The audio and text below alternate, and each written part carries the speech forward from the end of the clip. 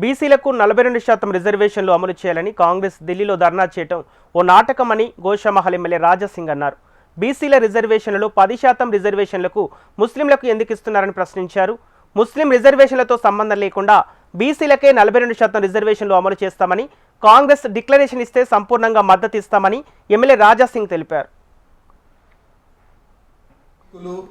మరియు ముఖ్యమంత్రి గారు ఢిల్లీలో జంతర్ మంతర్ ధర్నా చౌక్లో బీసీ రిజర్వేషన్ గురించి ధర్నా చేస్తున్నారు.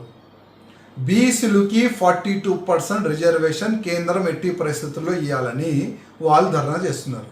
నేను కాంగ్రెస్ వాళ్ళకి ధన్యవాదం చెప్తున్నా. మా గురించి మీరు ఫైట్ చేస్తున్నారు, బీసీల గురించి ఫైట్ చేస్తున్నారు. కానీ అదే 42%లో ముస్లిం వాళ్ళకి 10% ఎందుకు ఇస్తున్నారు రిజర్వేషన్ అడుగుతున్నా. ముస్లిం వాళ్ళు బీసీయా? ముస్లిం అంటే మైనారిటీ కదా.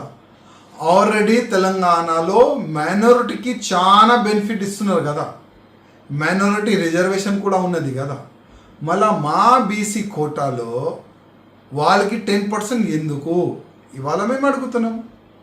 ఆల్రెడీ కేంద్రం 28% బీసీ రిజర్వేషన్ ఇస్తుంది. మీరు ఇచ్చేది ఏంది 5% కదా.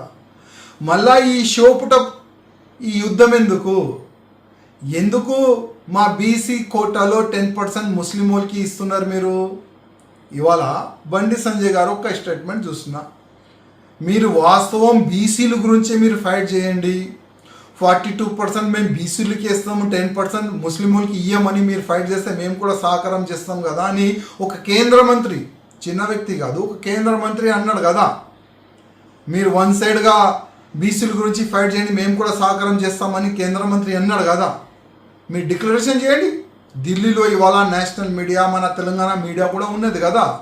మేము ముస్లిం వాళ్ళకి 10% రిజర్వేషన్ బీసీ కోటా నుంచి ఇయ్యము, టోటల్ 42% బీసీలకి ఇస్తామని ఒక స్టేట్మెంట్ ఇవ్వండి. అప్పుడు మేము కూడా ఇమ్మీడియట్గా మేము కూడా ఢిల్లీ వస్తాం. మీ ఎంబడే మేము కూడా ధర్నా చౌక్లో కూర్చుంటాం.